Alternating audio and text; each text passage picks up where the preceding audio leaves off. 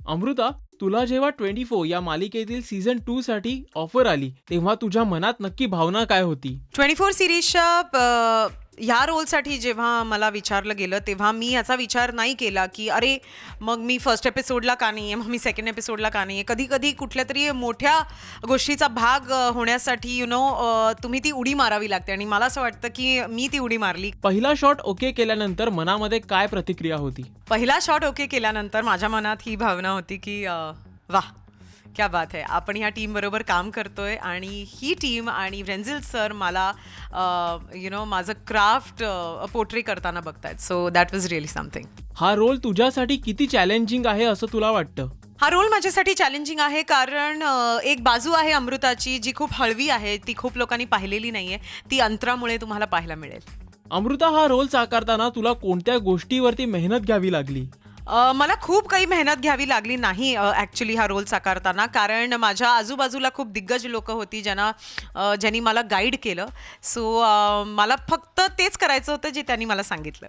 या मालिकेच्या निमित्तानं तुला अनिल कपूर यांच्याकडून शिकायला मिळालेली एखादी गोष्ट? खूप खूप पॅशन आणि खूप खूप एनर्जी.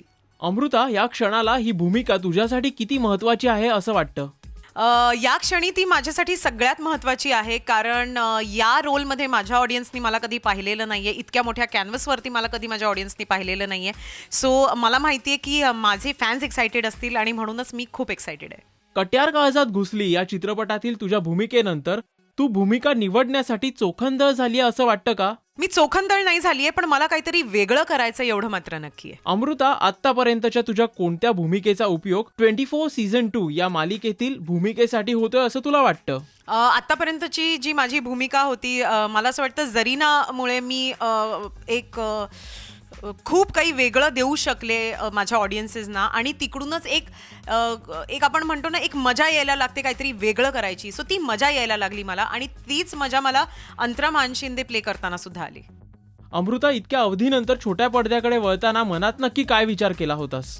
मला असं वाटत नाही कुठल्याही आर्टिस्टसाठी पडदा मोठा किंवा छोटा असतो. पडदा हा पडदा असतो, कॅमेरा हा कॅमेरा असतो आणि मला फक्त इतकंच म्हणायचं आहे की जे मी कट्यारमध्ये केलं आहे त्याहून चांगलं काहीतरी करायचं इथे प्रयत्न केला आहे आणि पुढे जे काही येईल, मग ती टेलिव्हिजन सिरीज असो, वेब सिरीज असो, मी आता जे अंतरा मानशिंदेमध्ये केलेलं आहे त्याहून काहीतरी जास्त चांगलं करायचा प्रयत्न करेन. अमृता, यानंतर तू रोमॅन्टिक भूमिकेत प्रेक्षकांना कमी दिसणार असं समजायचं का? नाही, रोमॅन्टिक भूमिकामध्ये मी तुम्हाला लवकरच दिसीन आणि त्याच्याबद्दल आपण पुन्हा बोलू. हिंदी एंटरटेनमेंट इंडस्ट्रीमध्ये वावरणं किती चॅलेंजिंग आहे असं एक अभिनेत्री म्हणून तुला वाटतं?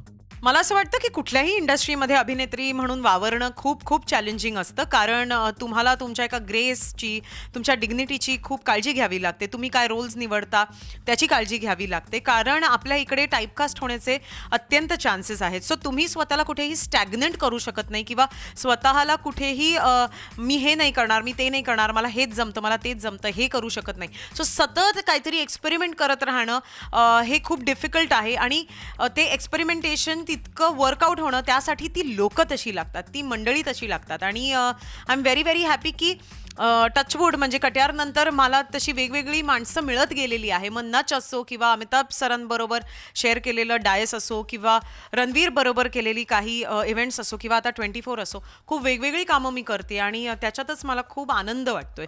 पण हे चॅलेंजिंग आहे एवढं मात्र नक्की. अमृता, भूमिका निवडण्यापूर्वी तुला अशी एक गोष्ट जी शिकावी लागली होती? नाही, मला काही रिहर्स नाही करावं लागलं.